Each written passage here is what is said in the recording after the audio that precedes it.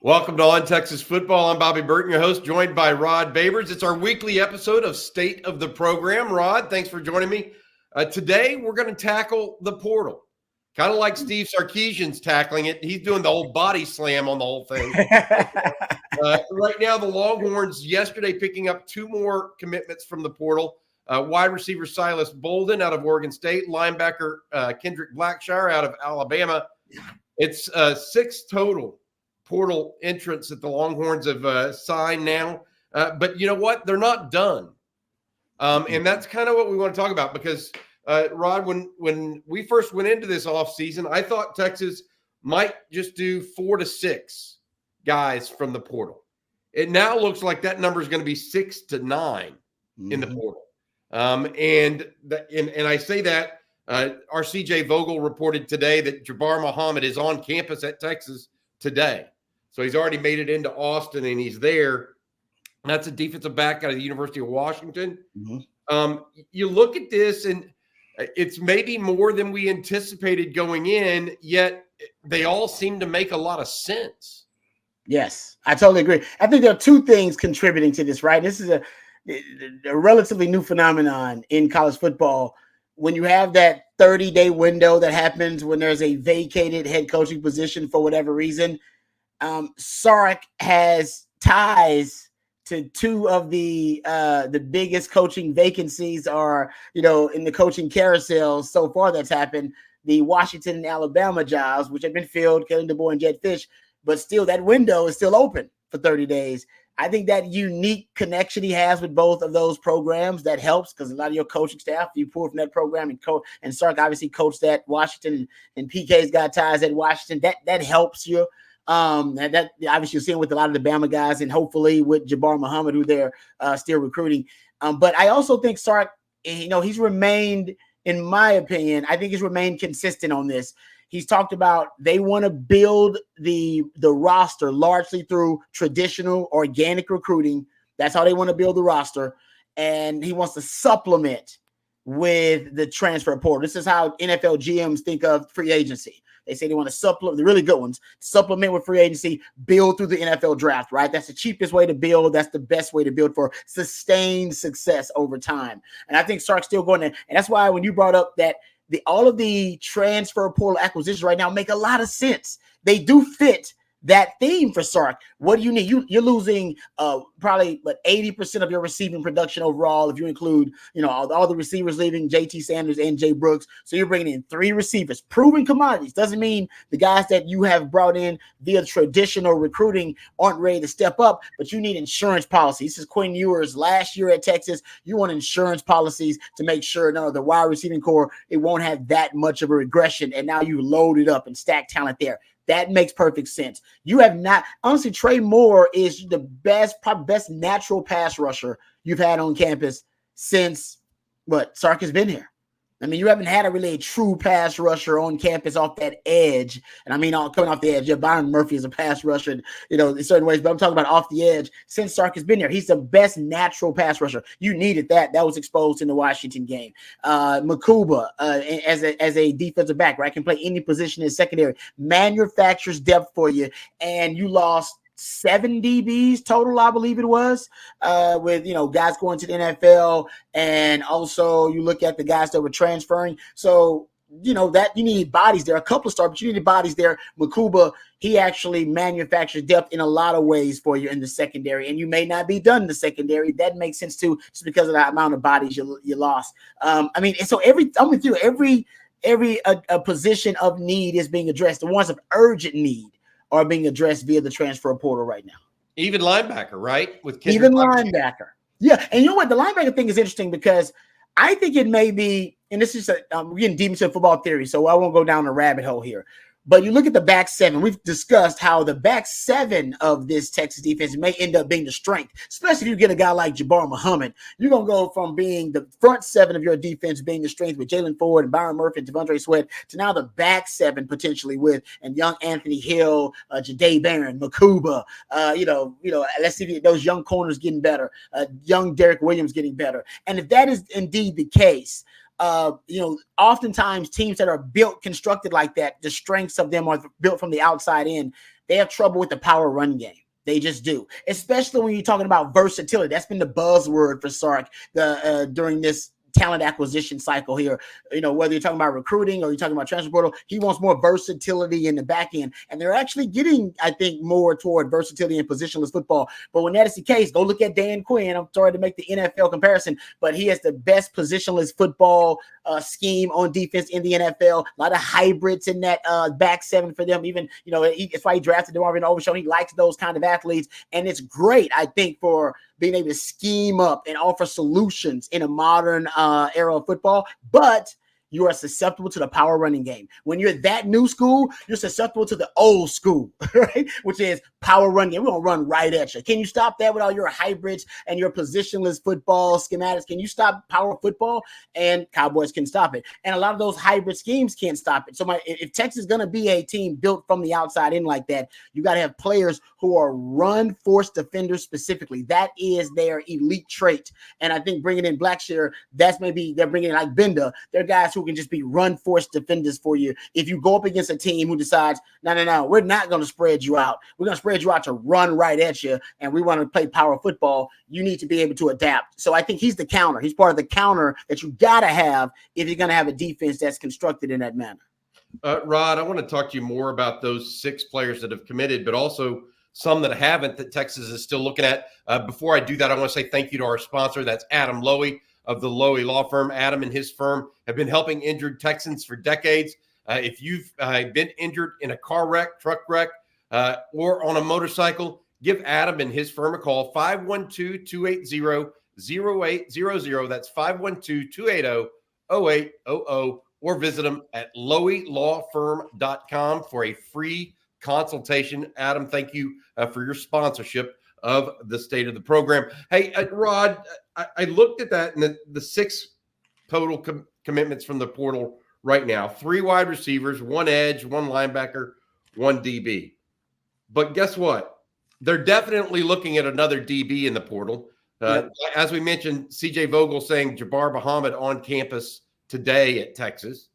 We know they're talking to multiple tight ends now. Amari Niblack at Alabama entered the portal yesterday. That's a guy they want. Ben Urosic out of Stanford is another one. He's down apparently to Texas and Georgia.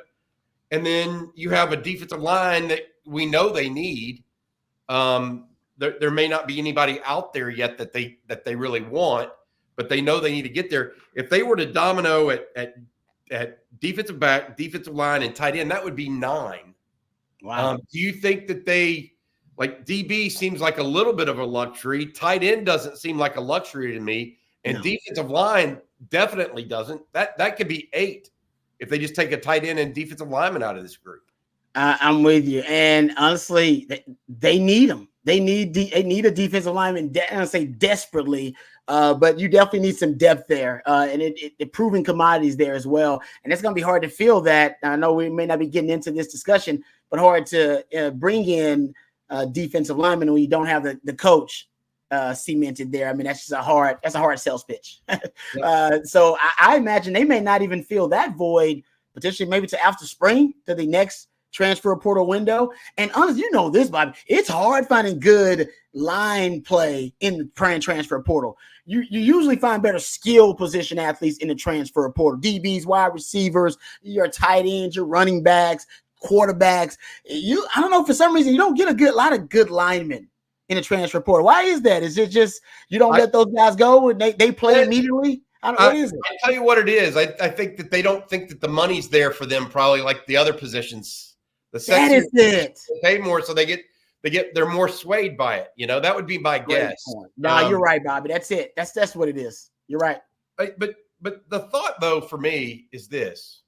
Okay, I'm looking at it, and I thought my point remains, when they first got going in the portal, my numbers were 4 to 6. Well, now my numbers are changing from 6 to 9, from 4 to 6 to 6 to 9. So why do we think that is? Is it because Sark got a taste of what the college football playoff looks like and knows what he needs to do to repeat that kind of run? Or did this roster have that many holes in the upper class ranks? Or is it just a combination of a multitude of factors? Like Byron Murphy kind of going pro when they didn't necessarily think that was going to happen preseason. JT Sanders going pro after all. A couple of guys kind of moved in that direction after the fact, and so they had to accelerate the process through the portal.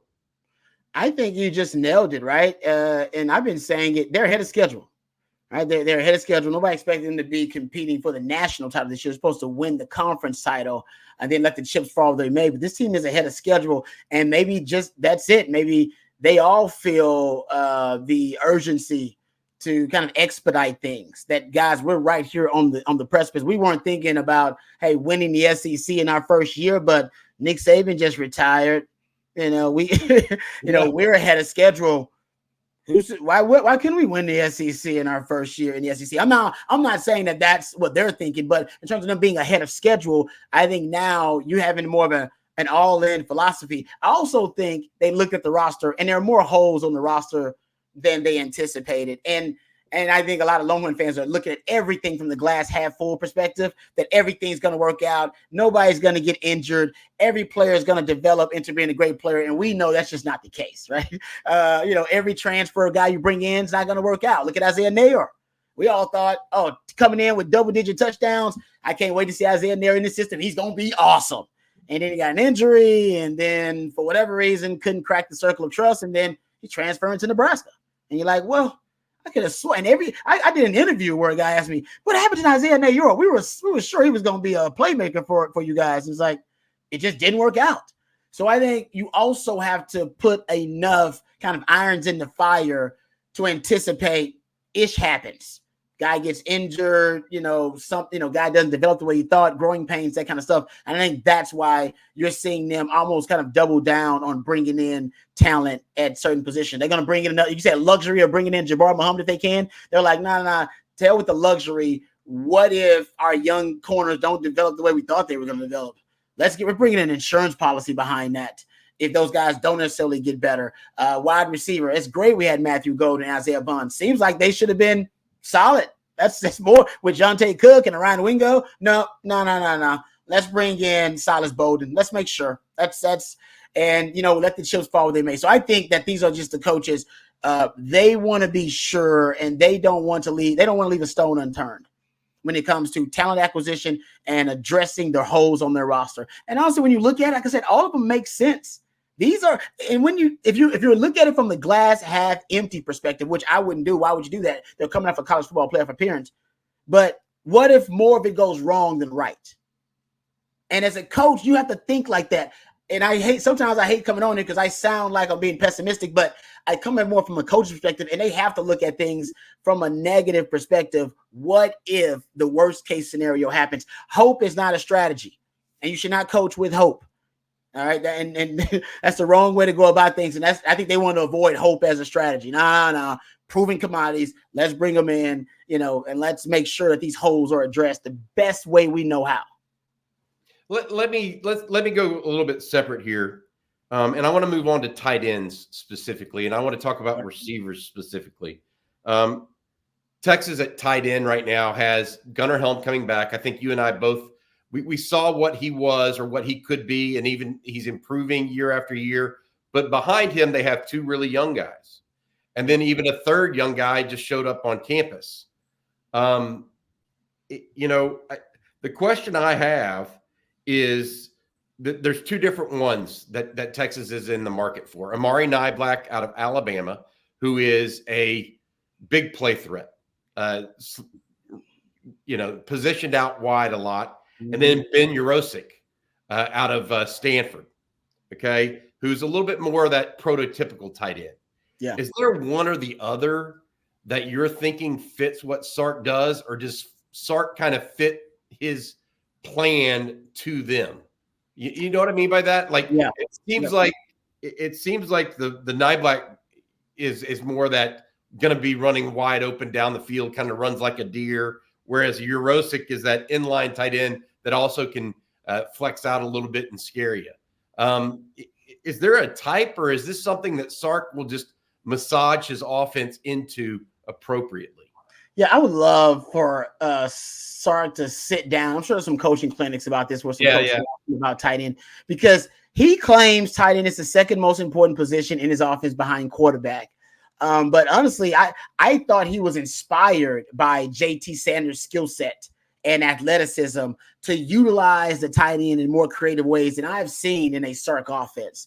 And so I am interested to see what he does with the tight end position now, because he did open it up a little bit with JT Sanders. He would hunt matchups with JT Sanders. That's why you see him move around more than anybody else on the offense, shift in motion, find out who's covering JT. And it may not be for that play specifically. Oh, but on the play down the line, I found out in this formation against this coverage and this look, that guy's covering JT. Got it. Brilliant. And I don't know if you will hunt matchups that way with those other tight ends, because, none of them are JT Sanders, to be frank. All right. They're going to have limitations in their skill set. And I do wonder if Sark's going to be as, if that 12 personnel, traditional 12 will be as prevalent. I like Gunnar Helm, but Gunnar Helm isn't as dynamic as JT Sanders. And even Nyblack, he's great, but I don't know if he still is the all-around weapon. And he scored against Texas, I believe.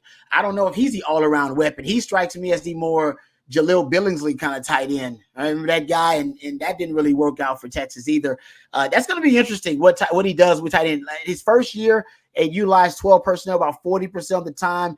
This past season, it was close to 30%. In 2022, you're around 35%. He loves it. I mean, it's his second favorite personnel grouping. And I wonder this year if you'll see more of that pony package, 2 tailback sets, or even more of that red package, something he used at Bama because he really liked his wide receivers. Now, he had 4 first-round wide receivers who wouldn't like that. He really liked those guys. So he broke out the 10 personnel package, 1 back, 0 tight ends, 4 wide receivers on the field, blitz the opposing team with speed. That's nightmare fuel for a defensive coordinator. So I wonder if you'll start supplementing personnel a little bit more, seeing as you don't have the dynamic threat of a JT Sanders you once had in that 12 personnel. I mean, it made Gunnar Helm's job really easy in 12 personnel because he didn't get any attention compared to X-Man, A.D. Mitchell, and a JT Sanders. Now that's going to change coverage-wise. So I wonder if he'll get away from as much of the 12 personnel as he's had in the past. But usually we're hovering around 30 to 35% of his offense is going to be 1 back, 2 tight ends. So it's really, really important.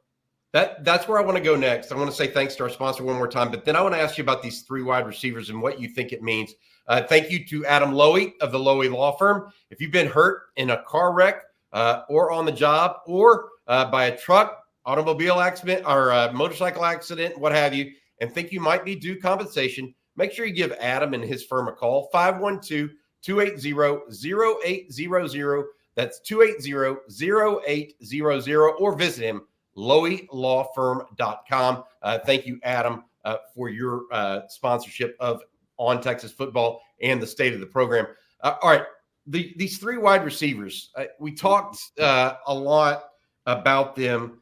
CJ and I have talked about them. I spoke with Bob Shipley this morning about it.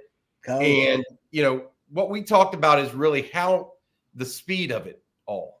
I mean, all these guys can just run, Rod.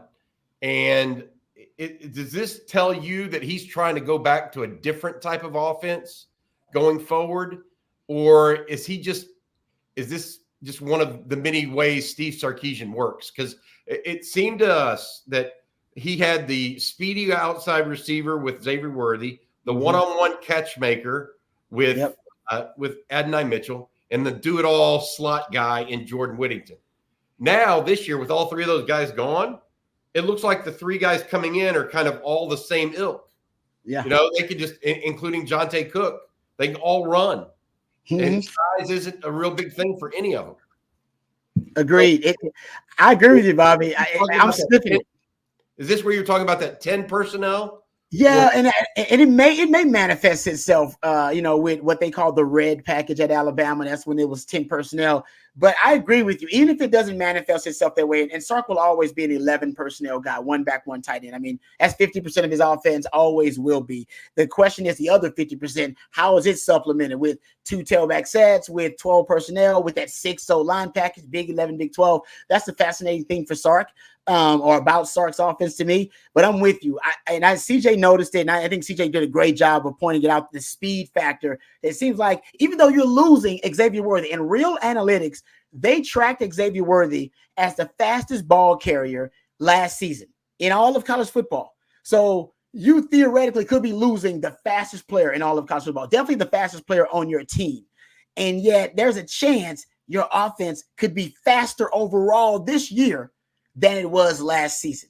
That is mind-blowing. That's intentional. That's deliberate, man. You're going out of your way to replace speed. And I think a lot of it is replacing that speed, but we know Sark loves speed. Him and Al Davis, they once, bonded over, of speed, right? They once had a connection because they both love speed. And it's a West Coast thing. It's almost what you want to do to soup up West Coast offenses. And he's got a West Coast offense. And this is when your yak yards come into play. He wants to be a yak offense. He's always talked about that, right? He calls it his run to daylight philosophy. And although you point out last year, you seemed like you had more variety within the wide receiving core. You had, Jay Witt was your kind of hybrid running back, wide receiver. Then you had your possession guy, your speed guy. Seems like now he wants to blitz opposing teams with speed. And guys, it is tough to match up with that. I mean, if you're thinking about, you're a defensive coordinator and you got Jaden Blue in the backfield, he was clocked as the fastest running back in the country last season as a ball carrier by real analytics. And then you throw out, you got Isaiah Bond, who's a 10-5 guy. Then you throwing out Silas Bowden, who is as quick as he is fast. He's one of those explosive guys. And I don't know whether it's going to be, Matthew Golden or Jonte Cook or Ryan Wingo, who's also one of those speed guys. He's a 10-5, 10-6 guy. It's intentional that Sark wants to put the fear of God in opposing defenses with the amount of speed Texas can put on the field at one time. And I think Sark has a type too, right? And we're starting to see Sark's type more and more. He likes small, slight receivers who can run, speed demons. Xavier Worthy, Devontae Smith fits that role. A lot of those guys at Alabama fit that role. You're talking about Ruggs. Now look at Silas Bowden. He's 5'8", pushing 160. Isaiah Bond, he's a little bit bigger actually for a Sark receiver. So it's Jonte Cook. You think those guys are small, but Sark, he's getting into bringing in and recruiting bigger receivers because Ryan Wingo, we talked about him, Parker Livingstone. Those guys are actually way bigger than Sark receivers. He's got a type, and in this, Aaron Butler. He's Sark's type, right? Fast, slight, smallish receivers. He's got a blueprint how to maximize and weaponize these guys now. And he won Devontae Smith won the Heisman as one of those guys where NFL scouts were thinking, this guy's too damn small to draft in the top 10, ain't he? Look at him. He's skinny. But Sark knows how to use these guys as long as they got that one trait that he covets, which is speed. And there's a chance, like I said, this group right here could be the fastest group of receivers he's had since that Alabama group where he had 4 first-round wide receivers. And like I said, when he had that group, he ran a 4 wide receiver package at times. And when he had Rojo and Bijan in the backfield, he ran a pony package in a 2 tailback set because he thought to himself, what is the package that could present the most problems to an opposing defense? Well, putting the 2 best running backs potentially in the country on the field at the same time. Same thing can be true for these speedy wide receivers. That's the way Sark thinks. Got it. All right. I think that makes sense. And I agree with it, especially I think Jaden Blue adds an element of that makes him even more dynamic because he accentuates it out of the backfield. So you could put him on there with the other 4 guys, and all of a sudden you've got maybe the fastest. I mean, yeah, exactly. That's what I'm saying. It almost accentuates it to a level where it's kind of just really out there as a real outlier. Extreme. Yeah, exactly. Yeah. All right. Last thing I want to talk to you about in this state of the program, and this comes on the back of Silas Bolden's pledge, and that is special teams. So, and Bolden, he only had 3 punt returns, one of them for a touchdown, by the way, that were actually returned this year. But then you also have Matthew Golden averaging 35 yards a kick return. Jeff Banks posted something about this on Twitter. He's like, we're getting ready to get real serious about special teams, essentially. And if they weren't serious about it the last couple of years, and now they're going to get real serious about it, I mean, how much it should be mitigated some in the SEC because the SEC has better overall talent and more speedy talent than most leagues. Mm-hmm. But in all seriousness, is this getting ready to be a little bit even more of a thing for Texas? I guess I don't know how to say it. Yeah, it is. Because now he's getting more speed. And that's what he said on that tweet, right? I think the tweet was Speed times 3 real return game coming soon. Real return game. Yeah. Keelan Robinson, I guess Keelan Robinson's like, what am I, chopped liver? I've been doing pretty good. X-Men's got to be, whoa, I thought we had one of the best punt return games in the country. I think he's talking about, like we said, you got speed leaving, but except you got Keelan Robinson leaving too. That's a lot of speed. X-Men leaving. Those are two of the fastest players in the country, and there's a chance overall this special teams unit could be faster overall because you're going to have Matthew Golden back there, who is it's one of the best kickoff returns in the country. Guys, he's statistically, if you look at it, better than Keelan Robinson as a kickoff returner. And Keelan Robinson is going to the league now because he thinks he's that good. And by the way, he may be that damn good. Just going to the league as a kind of niche player returning kicks. Xavier Worthy was one of the best punt returners in the country. And you just brought up Silas Bowden. I mean, it's crazy to think 3 punt returners and 1 touchdown, 3 punt returns all year, 1 touchdown, averaging 32 yards per kickoff punt return. That is dynamic. So you adding 2 of the best kick return guys in the country. You're adding more speed. I would even say these guys are probably going to end up being your gunners. I mean, I don't know all of them will be, but 1 or 2 of those guys will end up being your gunners because you're replacing Keaton Crawford and Keelan Robinson, which gave you the best gunners, arguably, in the country and 2 of the fastest gunners in the country. He's talking about that as a part of it too. And your kick blocks, right? Kick blocks are about speed. Who's blocking the most kicks out there? Right? Keelan Robinson was blocking kicks because he's fast. Trust me, as a guy who was fast blocking kicks too, the one asset you need to block some kicks is speed and ball get off. That's it. And it's just a sprinter's takeoff. That's it. You get a sprinter's takeoff and you get the right move coming free, you're in there.